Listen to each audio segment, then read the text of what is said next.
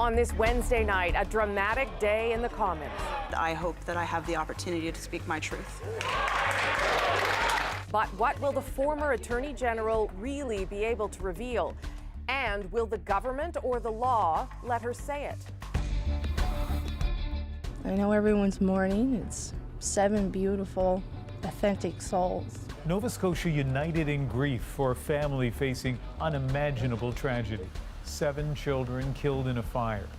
A moving tribute from a family friend. I think that there's a lot of misinformation, but now that I know more about vaccines personally, I want to help people understand that they're not dangerous. And as BC fights a measles outbreak, kids are schooling their parents about vaccines, and they're getting the shot on their own. This is The National.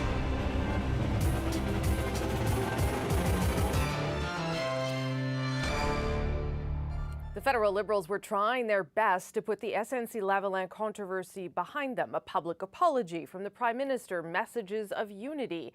That is until Jody Wilson-Raybould made a public statement of her own.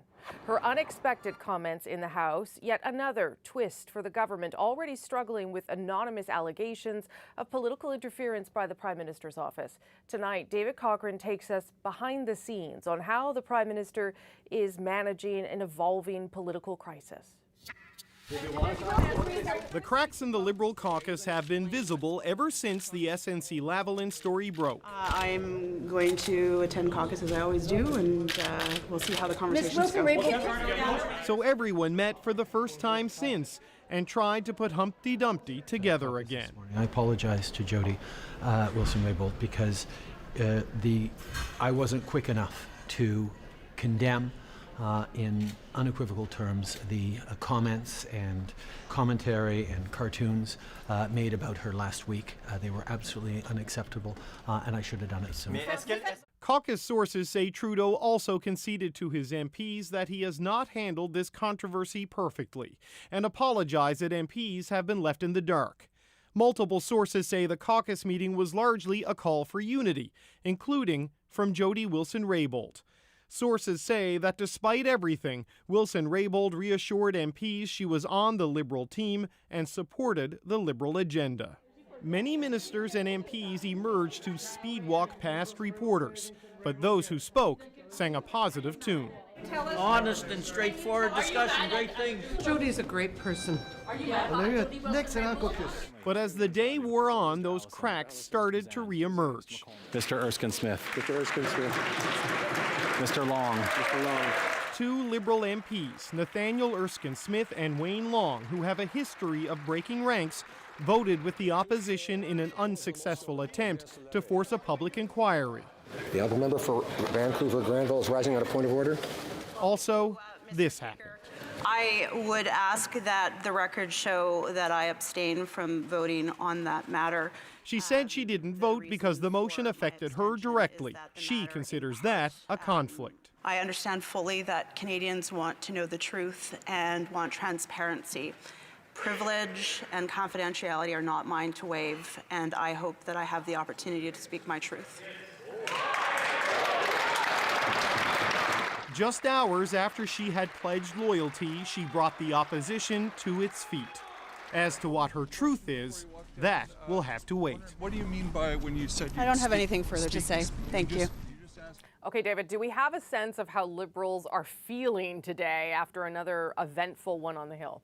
Well, I have to tell you, after the caucus meeting, the Liberals I spoke with were feeling pretty good about the fact that Jody Wilson-Raybould was there and that she was speaking about team unity. But they all expressed a measure of concern that they just didn't know what she was going to do or say next.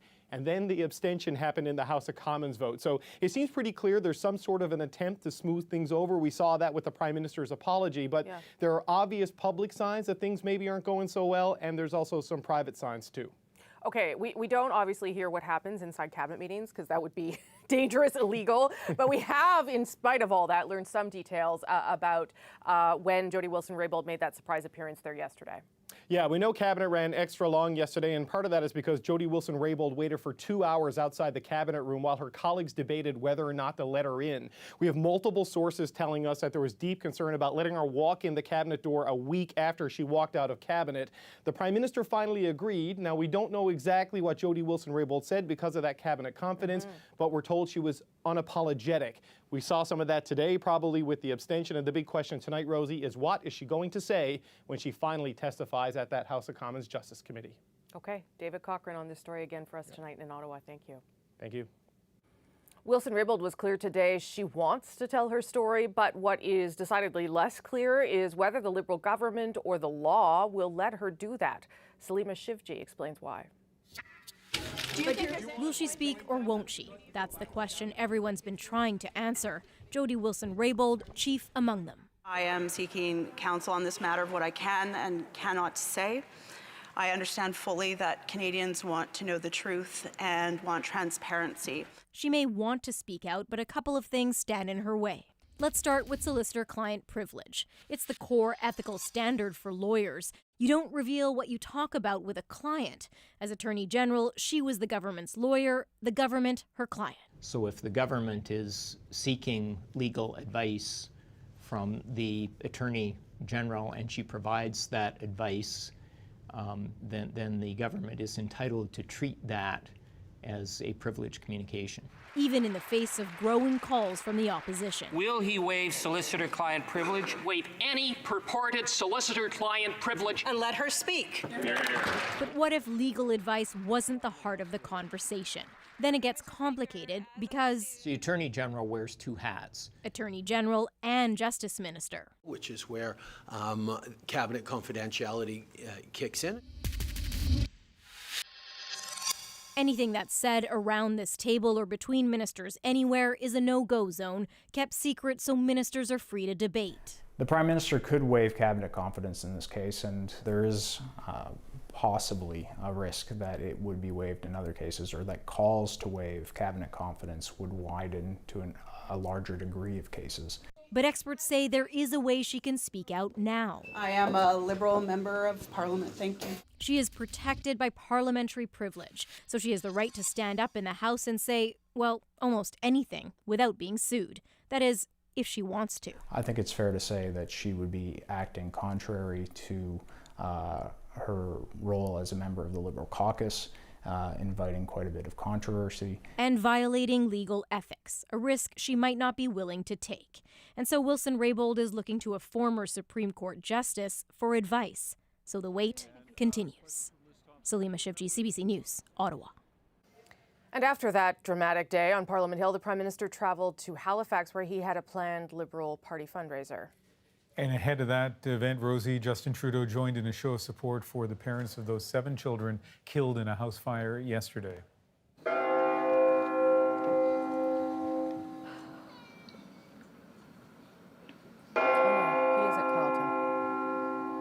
Thinking about the kids from the fire we start to die, how they live. Don't know. It's about being a community all together and helping each other out no matter what race, what color, origin. So yeah, we have to be there for each other. Well, you can see and hear the emotion there tonight. The vigil was held in Halifax's main square, organized to give the community a place to unite in their sympathy for the Barho family who had come to Canada as refugees from Syria just over a year ago. Justin Trudeau, as I mentioned, was there, as were hundreds of other people. Their loss is perhaps most acutely being felt in Elmsdale. That's a small community near Halifax that the Barho family called home until a few months ago. As Brett Ruskin shows us, the pain there today runs deep. They were a very much loved family here. For the Barho family, Elmsdale, Nova Scotia was their first refuge in Canada. It's a quiet, tight-knit community. They met Danielle Chasson when they walked into the convenience store where she works, and they quickly became friends. What they came from, to have, to fight for, and I just don't understand why all 7 lives and what they're left with. The town's sadness is now on full display. I have 4 of my own children. I could not imagine losing all 7 children. The family's new life in Canada was cut short here.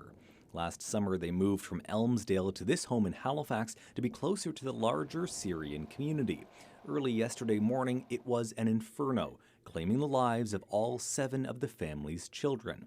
The father has serious burns and is now in a medically induced coma. The mother has few physical injuries, but has been calling out the names of her children from her hospital bed.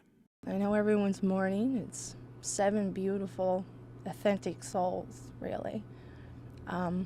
As a mother spending time with that family, it's taught me a great deal about myself and my own parenting ways, because they were extremely close-knit, well-respected children that helped each other.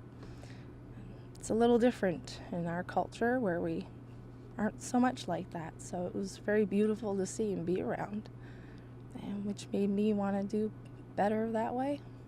She's left with questions just like everyone else. Where did the fire start? How did it spread? Why couldn't the kids get out?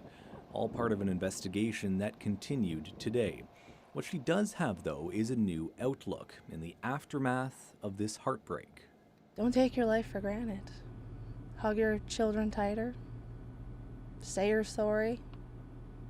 Do your best. Because if anything I've learned through them is family is unity. It is everything.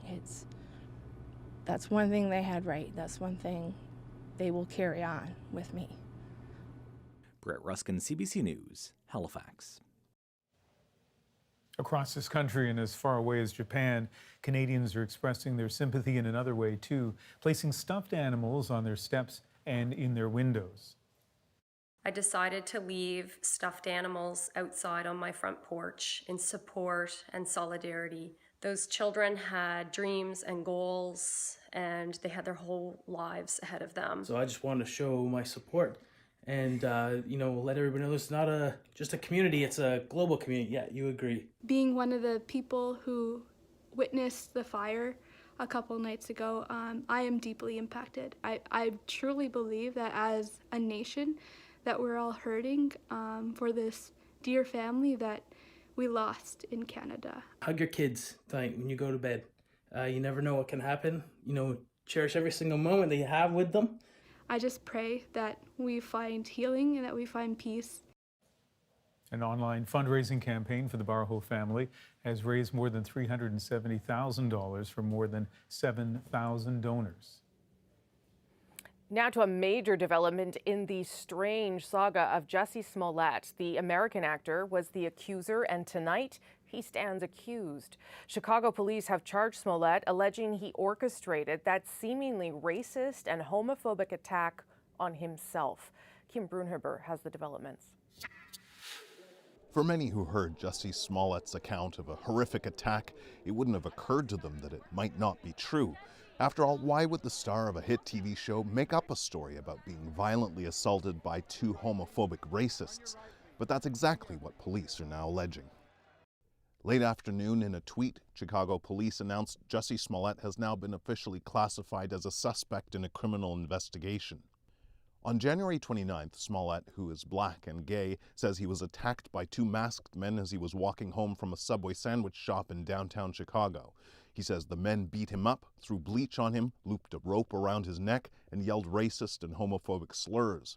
Chicago police initially said they were investigating the reported attack as a hate crime. Then, last week, they arrested the 2 men who were seen in surveillance video. They were released without charges, but later it came out the men were brothers and Smollett knew them.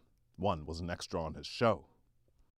Even more damning, new video. In this store security footage, the 2 men appear to be buying a red hat and ski masks the day before the alleged attack. The clerk says he's shocked. I looked at the guy and I'm like, wait, I'm the one that showed the guys the mask. So I'm still in doubt. You do such a disservice when you lie about things like this. Since the first doubts were raised about Smollett's claims, the actor has insisted everything happened exactly as he said. How can you doubt that? Like, how do you not believe that? It's the truth. Smollett has now added a high-profile Los Angeles-based lawyer to his team who has represented numerous troubled celebrities, including Michael Jackson and R&B singer Chris Brown. Tonight, police charged Smollett with a felony for filing a false police report. If convicted, he could face jail time, but the damage to his reputation would no doubt last much, much longer. Kim Brunhuber, CBC News, Los Angeles. And tonight, Andrew Smollett's lawyers released a statement saying their client enjoys, obviously, the presumption of innocence, but you can bet all eyes are going to be on that courthouse in Chicago when Smollett appears tomorrow afternoon. Yeah, no kidding, Rosie. Okay, turning to Vancouver now, where 2 schools at the center of a measles outbreak have ordered dozens of students and staff to stay home for the next 2 weeks. Now, some haven't provided proof of vaccination. Others simply don't believe in it. And that is a problem. First, because with 8 confirmed cases, there are concerns that the disease could spread. But also in cases where parents and their kids disagree about whether to get a shot. What then? Renee Filipponi shows us. Who remembers what herd immunity means? In this Surrey classroom, students are being taught about vaccines. It's part of BC's Kids Boost Immunity, an online program with the goal of inoculating the next generation against misinformation. It's really important that we, are teaching kids about evidence-based, scientific information so they can make critical choices for themselves. For these kids, getting immunized just makes sense. Getting vaccines can be important because not only are you protecting yourself, you're also protecting other people around you. And that message appears to be getting through, especially with this recent measles outbreak. According to local doctors, some kids are taking their health into their own hands. I've seen people as young as 12 and 14 asking for vaccination because they've been exposed to people that have been vaccinated, and it's caused them to question the choices that their parents made for them. I told most of my friends when I got it. 23-year-old Maddie Bissett wasn't vaccinated as a child because her mother believes they're dangerous. She got the measles vaccine just this weekend. If there's one thing I could do, it would be to go back when I was 15 and first asking questions and spoken to someone who was more educated on it. It's not clear what the vaccination rate is in BC schools, but it's lower than the health authority would like to see. For example, just over half of the students at this Vancouver elementary school have reported their vaccine status. That's concerning for this parent since 90% of a community needs to be immunized from measles to prevent its spread and protect those people who can't get vaccines. Your decision about your children's vaccination doesn't just affect you and your children, it affects my children too. 2 doses of the vaccine are 99% effective at preventing measles. Anyone unsure of their immunization status is encouraged to get a booster. Renee Filipponi, CBC News, Vancouver. Now in Canada, the rules around vaccinations are pretty relaxed. They're not mandatory. And while kids in Ontario and New Brunswick do need proof of vaccination to enroll in school, parents can get exemptions, even on the grounds that they simply don't believe in vaccines. But other parts of the world take a much stricter approach. Just last December, Argentina passed a law making vaccinations free and mandatory right across the country. If you want to enroll in school or even renew your passport, you have to show proof you've been vaccinated. Over in Australia, if you're not vaccinated, it'll cost you money. There's a policy of no jab, no pay, meaning parents who refuse to vaccinate their kids have their benefits docked, at least 28 Australian dollars per child every 2 weeks. And in France, vaccinations are a must. They even recently expanded the number of vaccinations children have to get from 3 to 11. The goal there is to get in line with World Health Organization guidelines, a body which, by the way, puts anti-vaxxers among the top 10 threats to global health, right on the same list as air pollution and climate change. It says 1.5 million lives could be saved every year if immunization rates were improved. We're following several other developing stories tonight, starting with the fallout from a CBC Go Public investigation. An inquiry has found the big telecom companies are using harmful, misleading, aggressive sales tactics. It's a great day because it's rare that consumers are taken seriously in this country.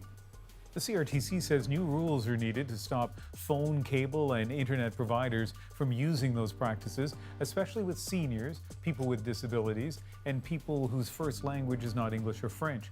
The report includes several recommendations, including better price protection and cooling off periods. All of this after hundreds of workers and another 1,000 customers sent Go Public their complaints. And we now know the next federal budget will be unveiled March 19th. This will be the Liberals' last before the federal election this fall. The Finance Minister, Bill Morneau, says he's focusing on fiscal responsibility. I'm glad that didn't fall during my holidays. I appreciate that. Ahead tonight on The National, there were some of the most vulnerable preyed upon by priests. You're going to hear from sex abuse survivors taking their heartbreaking stories right to the Vatican. And a race car crash left Robert Wickens paralyzed. Tonight, a small step and a huge moment in his road to recovery. First, though, we know trans fats aren't healthy, but what are companies replacing them with? So what's it got in it now? If you take a look at this right now, you can see 3.5 grams of saturated fat. We're making our junk food a little bit less worse, not necessarily a good thing.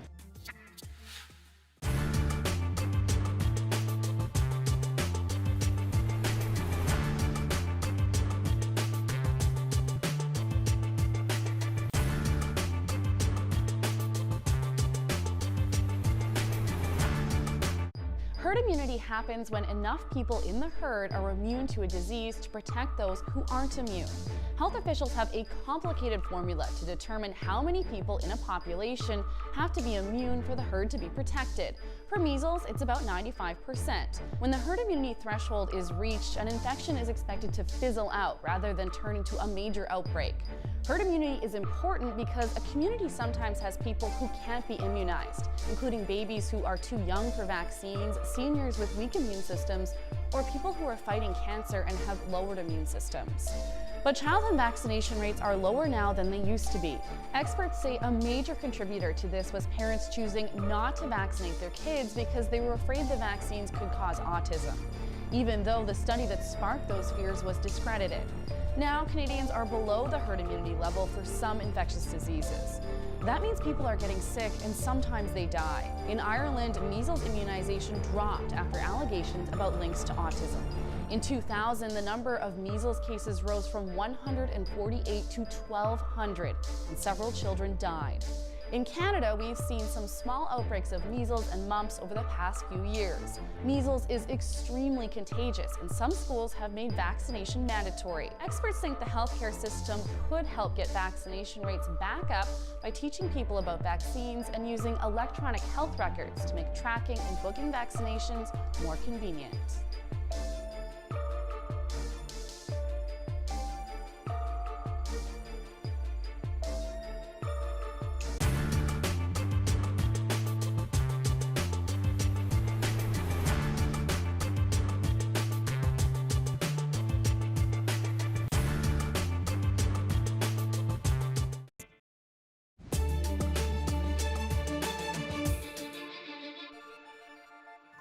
When Canada banned artificial trans fats last year, the hope was it would reduce heart disease, preventing up to 12,000 heart attacks over 20 years, according to some researchers. Problem is, what's replacing them may not be much better for your health or for the environment. And as Christine Burak shows us, coming up with new alternatives has its own challenges. Can you bring the cookies over here, please? Baking is a science. Even slight recipe changes can turn light and fluffy into a hockey puck. So we asked Costas Katsamakis, what happened when he took trans fats out of the mix? The cookie mixes, they would just stay flat. Our icings would just stay flat. Most pastries need solid fat to lift them up and create that layered, silky, smooth bite. When saturated fats like butter and lard took a beating over health concerns, trans fats like shortening and margarine took over.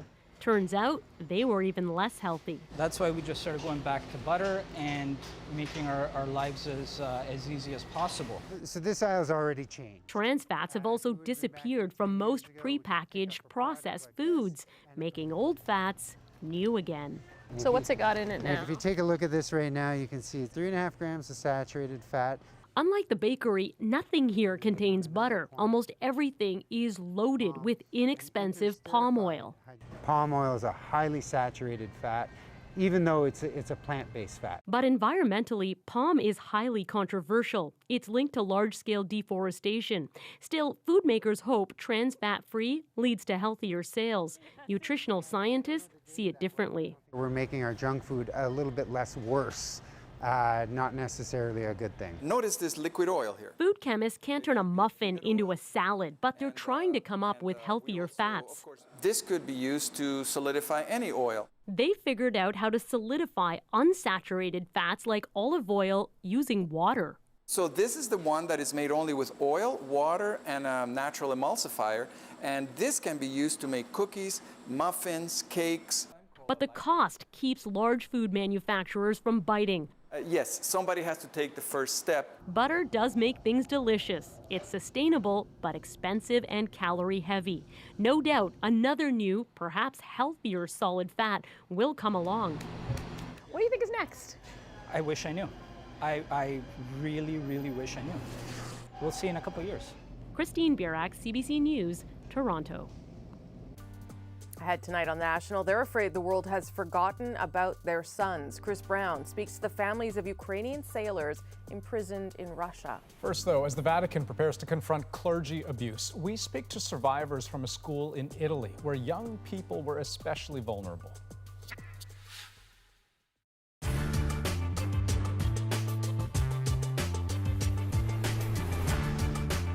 In the 70s, who's causing all the excitement? Wayne. Wayne who? Wong. Why?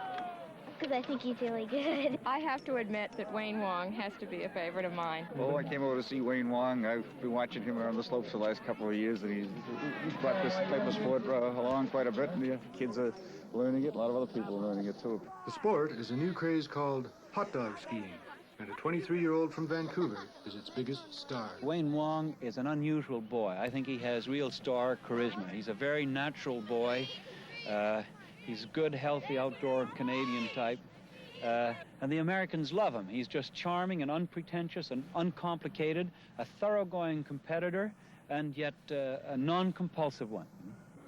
Competitor enough to overdo it in practice and nearly wreck an ankle 2 days before the opening competition in the professional series. You know, it's epitomized by the phrase, get it on. You know, let it all hang out. It's the young generation doing their thing. 360 outrigger into a killer kick.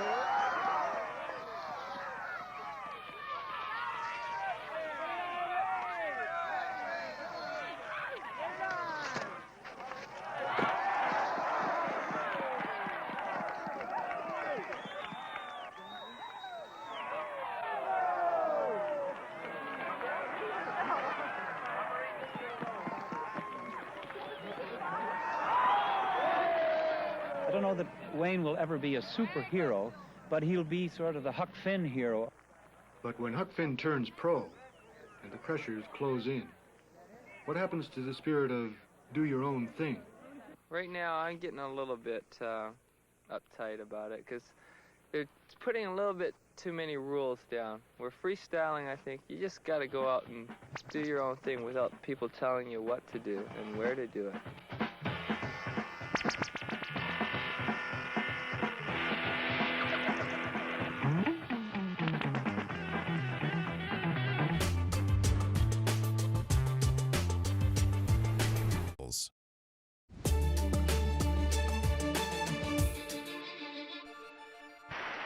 On the eve of an unprecedented conference on clergy abuse, the Pope set a contentious tone by criticizing those who constantly accuse the Church. The Pope asks, who in the Bible is called the great accuser? Who? The crowd responds, the devil. I can't hear you, says the Pope. They shout more loudly. It's just one sign this groundbreaking four-day conference may not be enough for abuse victims. Today, a dozen of them met with Vatican officials and left disappointed that the Pope didn't attend. And it would seem that the Pope, once again, is giving the two fingers to survivors and to child protection everywhere. They're calling for the Pope to declare zero tolerance for abuse across the Church and to dismiss bishops who took part in cover-ups. The CBC's Thomas Dagla is in Rome tonight. But first, he stopped in Verona to meet with a particular group that for decades was preyed upon by priests. And their story is especially disturbing because of what made them so vulnerable. Verona, a place so picturesque, it served as a muse for Shakespeare twice. A city with much darker stories, too, the kind poets didn't write about. Nightmares kept hidden by the Catholic Church. Those stories are shared nowadays at this community center for deaf people. We asked for a lot of years justice, but we haven't justice. Many here were physically and sexually abused by priests. This is their safe space, decked out to show their anger toward the clergy on one side of the room and the life that came after abuse on the other. Alessandro Vantini was repeatedly attacked by 3 priests throughout his school years. Do you still pray? No pray. He remembers all too clearly the one he calls the worst of all. Boom, boom, boom. I was hit with a stick again and again, he says. It hurt. Then he sodomized me. I yelled. For me, it was like dying. Horror stories like his stayed trapped for decades behind these walls, the building that once housed the Antonio Provolo Institute. It was a Catholic-run school where priests preyed on boys, knowing their screams wouldn't be heard because all students were deaf. 17 victims came forward for an investigation, but dozens more are believed to have suffered abuse here at the Provolo Institute between the 1950s and 1980s. Journalist Paolo Tesadri brought the story to light in 2009 after a cover-up that had lasted decades. I was stunned, to say the least, when the victims told me what had happened, but they were extremely courageous, he says. And it didn't end there.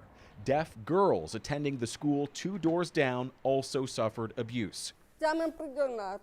Every week at church, Alda Franchetto says a priest groped her and masturbated. The nuns knew exactly what was going on, she says, but they didn't say anything. In 2010, the Vatican launched an investigation into the Provolo scandal, calling on Monsignor Gianpietro Mazzoni to look into it. But he, in turn, hired a civil magistrate, rather than a clergyman, to handle the sexual abuse case. We've seen what results come from the methods of the past, he says, which entailed sweeping the dust under the carpet. He says only 2 living priests were found guilty, though neither one was sent to jail and neither lost his status as Catholic priest. So, feeling like they never got justice, abuse survivors have made props demanding pedophile priests be kicked out of the church. You're going to wear that in Rome. They're taking their campaign to the Pope's global summit this week, the event supposed to help stop the kind of abuse they suffered. The least they want now, they say, is compensation. And I hope is the beginning to another era, but we don't know. Wait and see. Indeed, victims around the world will be hoping for change. Perhaps finally a path toward the closure that's been such a long time coming. Thomas Dagg, CBC News, Verona, Italy. Now, in last night's National, we heard from Evelyn Korkmaz, an Indigenous woman who attended a notorious Indian residential school in Ontario. She said she was gang raped by boys in her community after they had been abused by priests and nuns. Today, in Rome, she demanded compensation from the Pope that Canadian Catholic groups had promised as part of a residential school settlement. I would also like him to release these documents of abuse and let us rewrite the Canadian history, the true Canadian history. Catholic groups ran more than half of Canada's residential schools. Now, our Thomas Daigle also had a chance to speak with Canadian Cardinal Mark Ouellet. As a senior Vatican official, he meets regularly with the Pope, and he says he sees great promise in the Conference on Clergy Abuse. I think it is a great sign of hope for the victims of sexual abuse in the Church, because it is really a sign of that their pain is acknowledged, and that there is a real will to change, not only in some area, but in the whole Church. Pope Francis has admitted to mishandling the issue of clergy abuse, both as Archbishop of Argentina, then as Pope. The conference that starts tomorrow with 190 church leaders from around the world is being seen as his effort to set things right.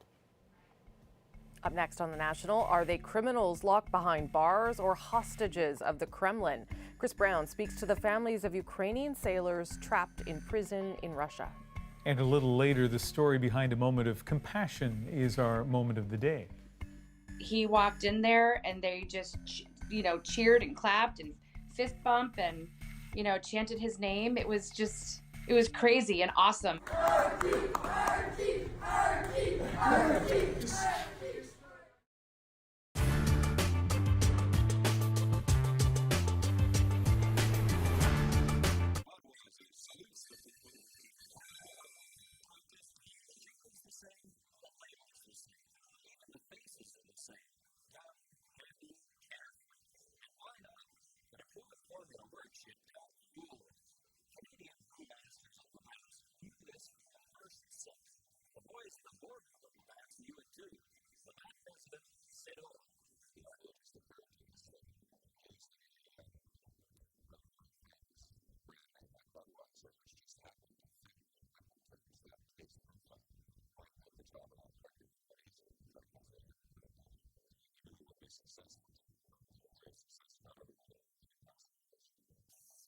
Wasn't as easy as it sounds.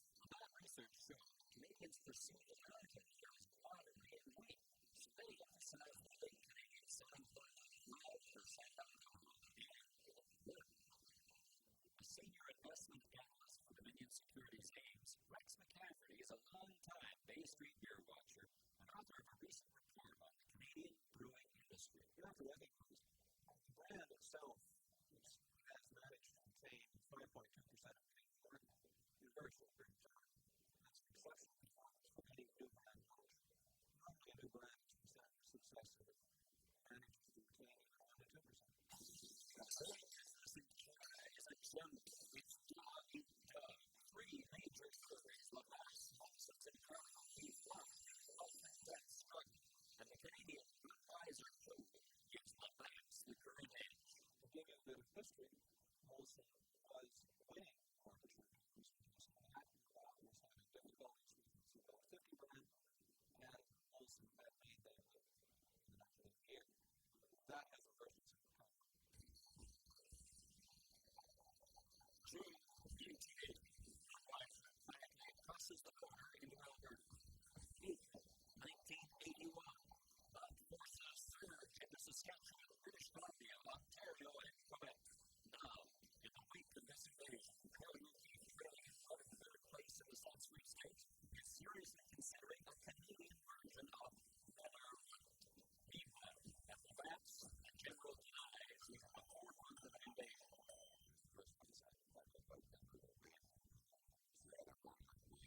First one is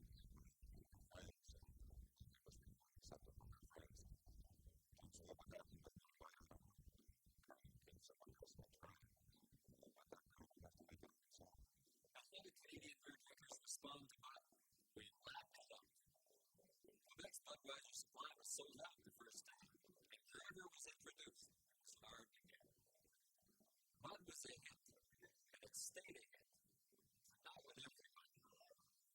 I was a little disappointed because I was expecting something along the lines of otherwise on the States.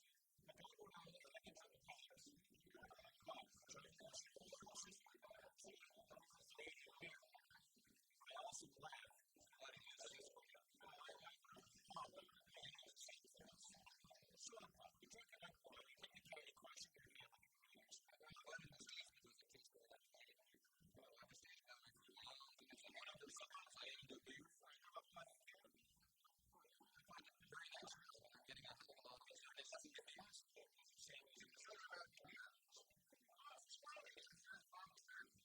This thing is not poetry.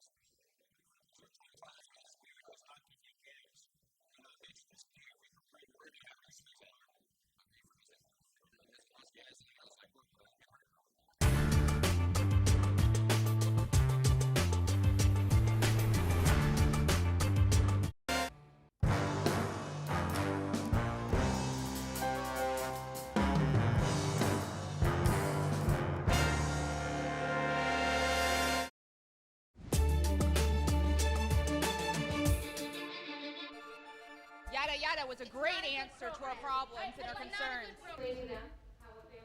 Emotions ran high today as the Ontario government discussed autism funding. Conservative MPP Randy Hillier made the comments yada yada yada reportedly at a group of parents as he exited the legislature. For that, he's been suspended indefinitely from the party's caucus by the Premier, Doug Ford. But Hillier says the comment was directed at the NDP critic. If anybody believed that I was saying that to families, I would deeply apologize for that. Hillier added he's not sure what the suspension means, but he's confident the issue can be resolved. The United We Roll convoy is heading home after 2 days of protests on Parliament Hill. The rallies were to support the energy industry, but different people had different causes. Some there expressed anti-immigration sentiments. The protesters did not get a meeting with the Prime Minister, but say they are planning to return in the summer. A massive fire in the Bangladeshi capital, Dhaka, has killed at least 56 people and left dozens more injured. The death toll is expected to climb. The blaze breaking out in a building that was used as a chemical warehouse. Firefighters have been trying to control the flames, their efforts hampered because of inadequate water in the area. It's not clear what caused this fire.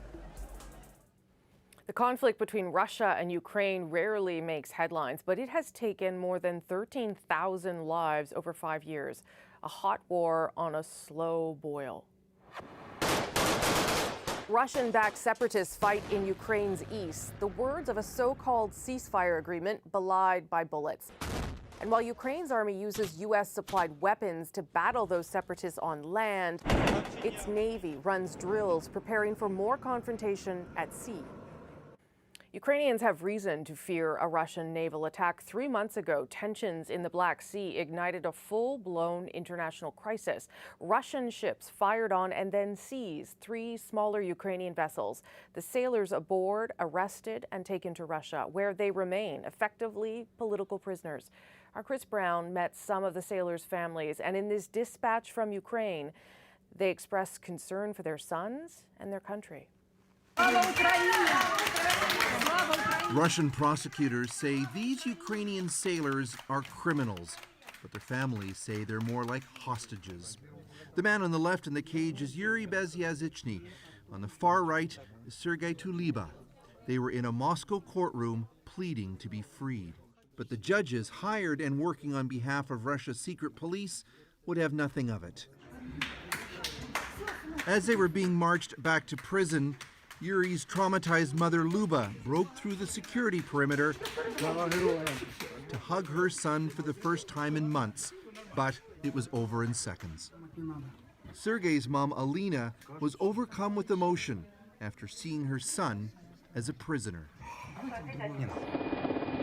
The young men were captured by Russia in late November after this now notorious naval confrontation near the disputed Crimean Peninsula.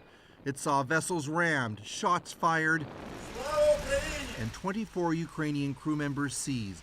They've been imprisoned, now pawns in a much larger global confrontation between the Putin government and the West.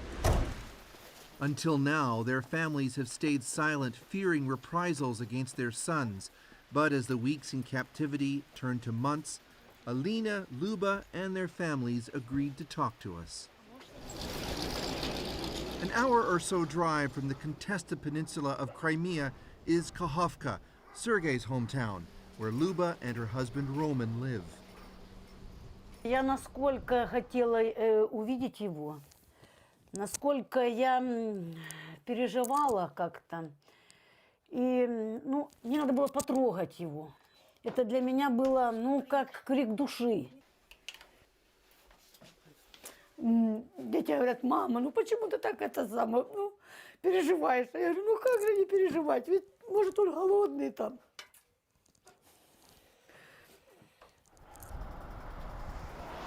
None of the 24 sailors are allowed to call their families.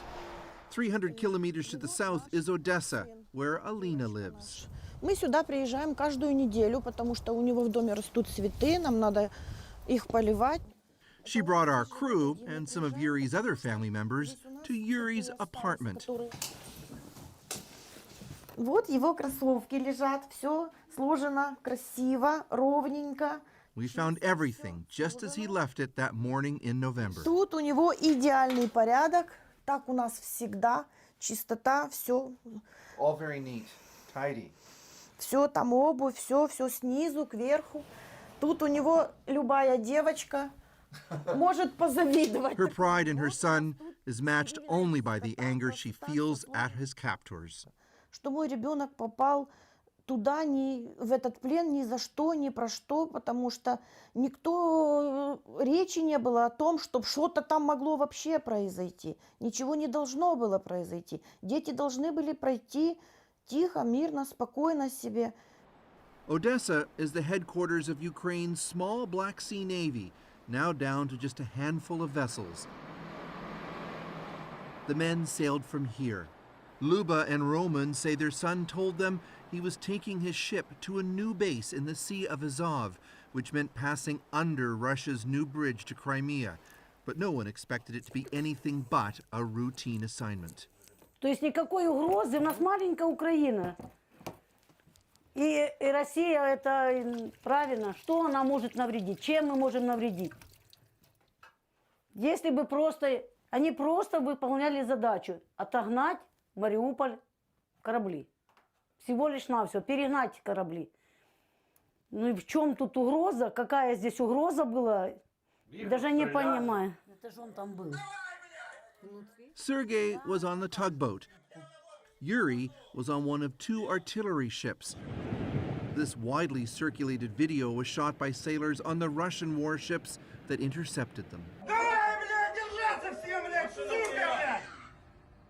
The Russian Navy ordered the Ukrainians to stop.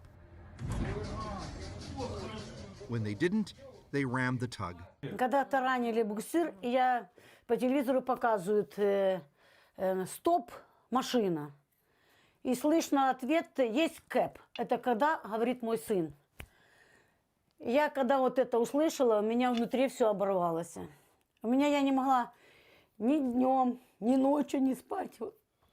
The Russians blocked their passage under the bridge, forcing the Ukrainians to turn around, which is when the Russian Navy opened fire. Это была самая страшная ночь, когда потом уже сообщили, что есть только раненые. Никто не погиб, но все равно я переживала. Tragedy had already struck this family.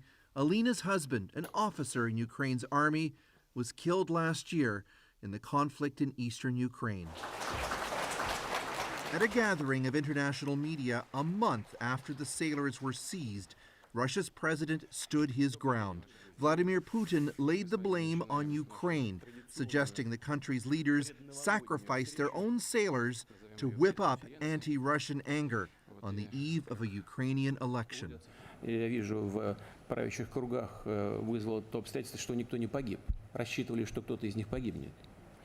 Вот. Но, слава богу, этого не случилось. Но Россия виновата однозначно, потому что это наша территория. Они проходили через Крымский, поза Крымским полуостровом, через пролив, Керченский пролив, отгоняли корабли. Это же наша территория была.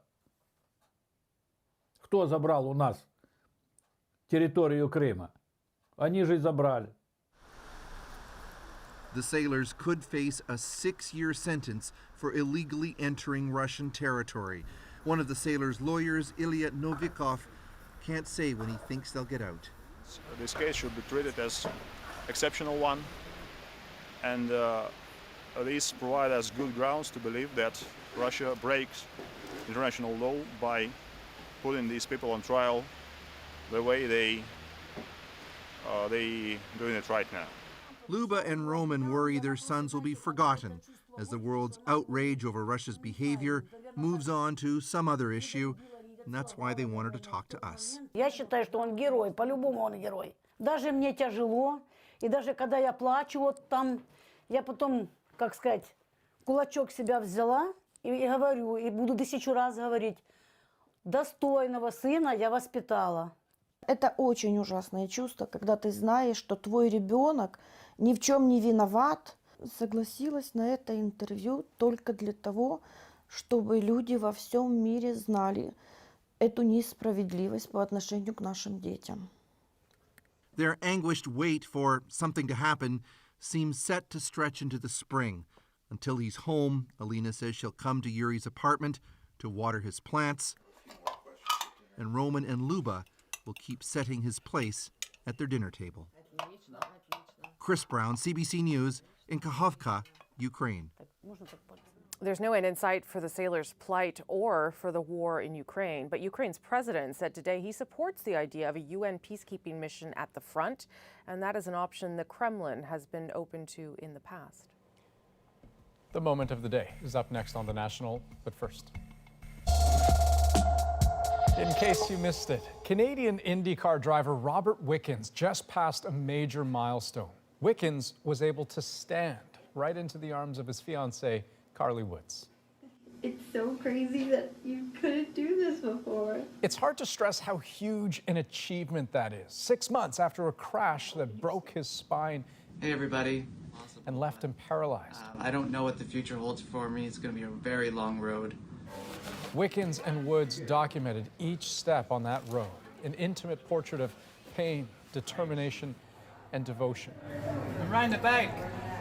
His family and friends always close by as he trained not just to heal, but to race again. He said in today's post that he knew he could stand for a full week, but wanted to surprise his bride-to-be. Look, you're standing! We're dancing. His goal? To dance by this September at their wedding.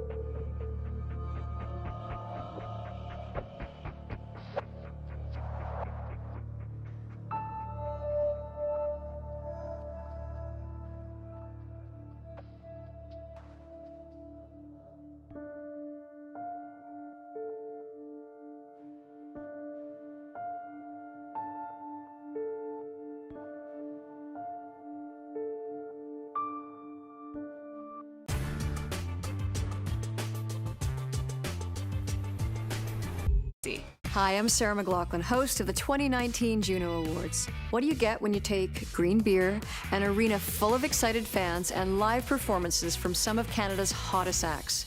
It's not a joke, I'm really asking. Don't miss a moment of the biggest night in Canadian music. Join the celebration as the country's greatest musicians hit the stage. Live from London, Ontario, the 2019 Juno Awards, St. Patrick's Day on CBC.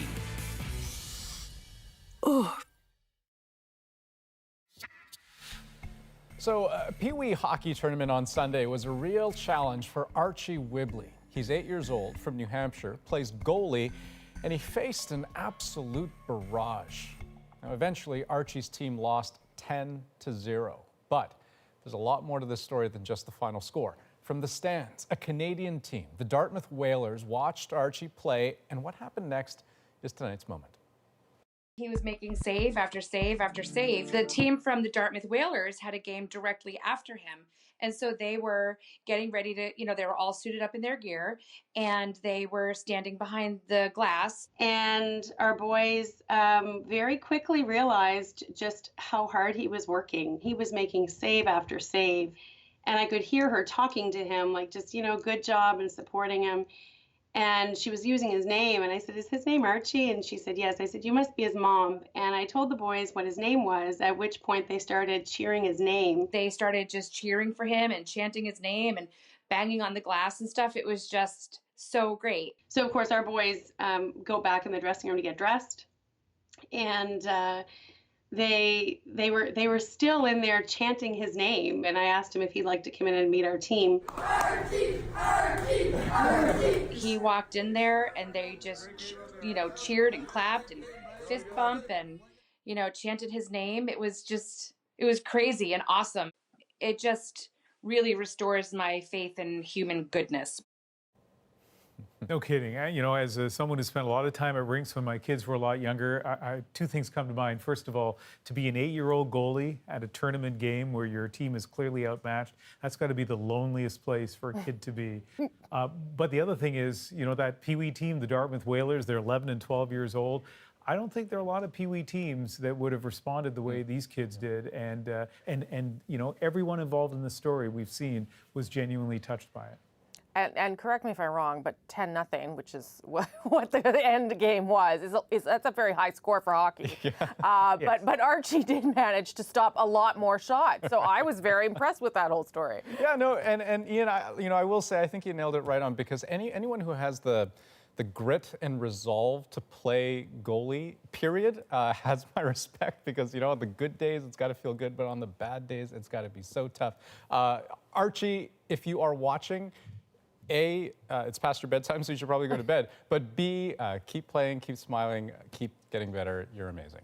That's the National for this February 20th. Have a good night. Good night.